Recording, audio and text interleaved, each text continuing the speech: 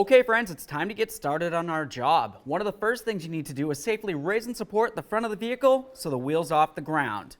After that, we're going to remove all 5 of our 19mm lug nuts and then the wheel.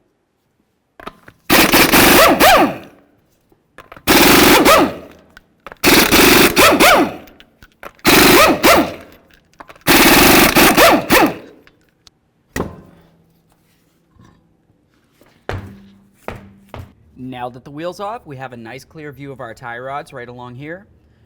We need to start with the jam nut here. Let's go ahead and use a 21mm wrench so we can break this free.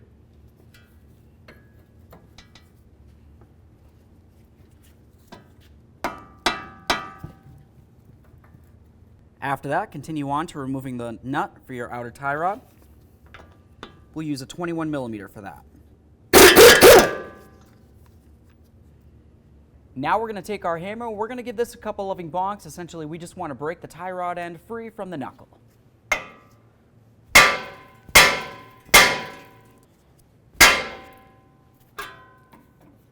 Next, we're going to start removing the outer tie rod end from the inner tie rod end. To do this, we're just going to go ahead and turn it counterclockwise, and what you want to do is make sure you count the amount of turns it takes to remove this. So that was 1, 2, and so on.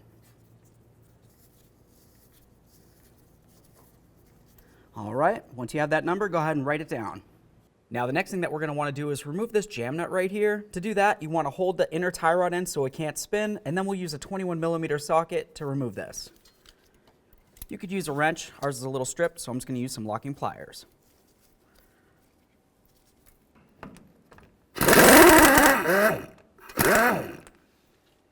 Once that's out of the way, let's continue on to removing our bellows boot. To remove that, you're going to find 2 clamps. There's one on the outer portion here and one further in, which I'll show you in a second. For this one right here, I'm just going to go ahead and squeeze on the ears with my pliers.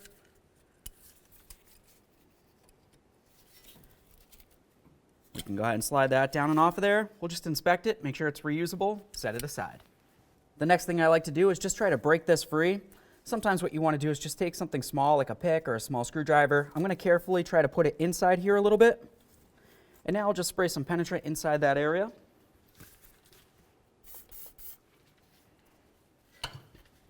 Just try to work it around.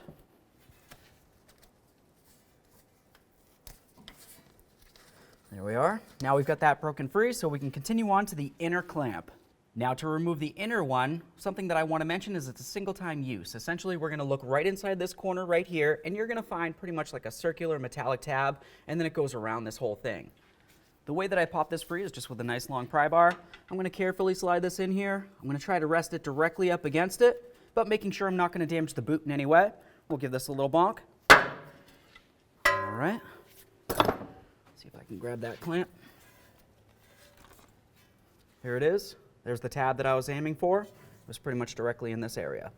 Go ahead and grab onto that bellows boot. We'll give it a little twist here, remove it from the rack, and slide it off of the inner tie rod end. Now the next thing I always like to do is just try to give this a nice squeeze. I want to try to inspect it, make sure it's not damaged in any way, essentially just making sure it's reusable. Now we're going to put on our inner tie rod end tool. There's several different tools that you can use, including some long pliers to remove these.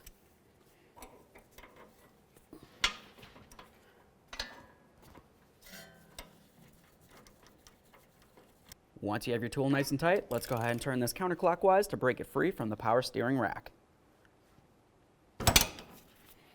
There we are. Now we can remove our tool, then remove the inner tie rod end. At this point, we can continue on by unscrewing this from the power steering rack. All right, there it is, friends.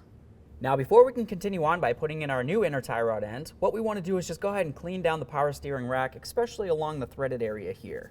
Just going to go ahead and take a nice clean rag. I'll stick it inside here, just work it around.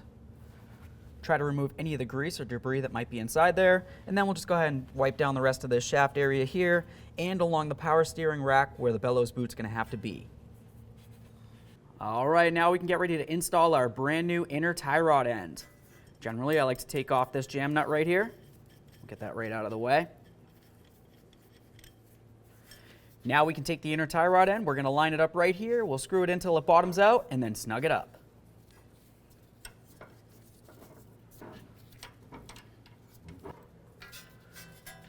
Just get the tool on here. Once your tool's on there, let's just go ahead and snug this up. Now right here, I can feel like it just wanted to stop, so I'm just going to go a little bit further just to ensure that it's nice and tight. Now with the inner tie rod end, you probably noticed that it came with this little packet of grease. You just want to go ahead and open up the end there, and essentially we're just going to go ahead and pack it all right into this area here. Save yourself a tiny bit, and I'll show you why in a minute.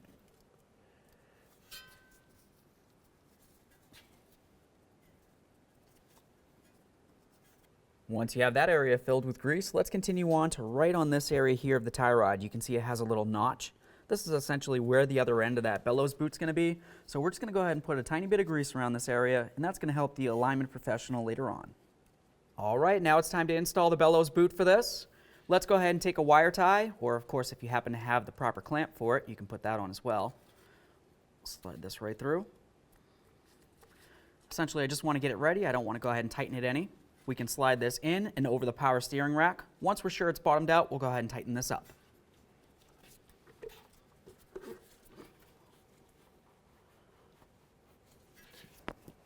All right, I'm just going to give it a little spin here just to ensure that it's completely situated. Let's take some long nose pliers. We'll just go ahead and snug this up. All right. Once it's nice and tight, just trim off the excess. Now we're going to make sure that we clamp this down.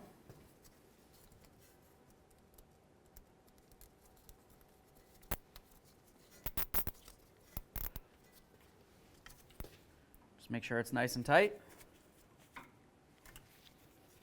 And then trim it. Now let's apply some copper never seize on the threaded area of the inner tie rod end.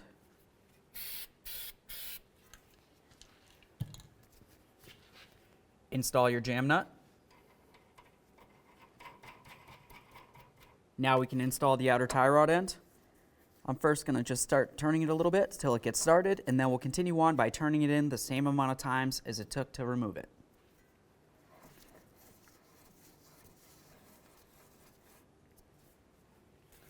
Now we can take the outer tie rod end. Let's line it up with our knuckle here.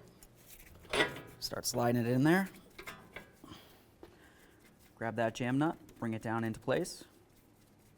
Now it's time to install the nut for this. You want to pay attention to the hole on it. A lot of times you're going to find that it's a locking nut, which essentially means that on this one in particular, it's a little oblonged on one side as opposed to the other. For that, we just want to go ahead and take the circular side. We'll put it right up against here so the oblong side is facing down. Start this right on here. Now we'll snug it up and torque it to manufacturer specifications.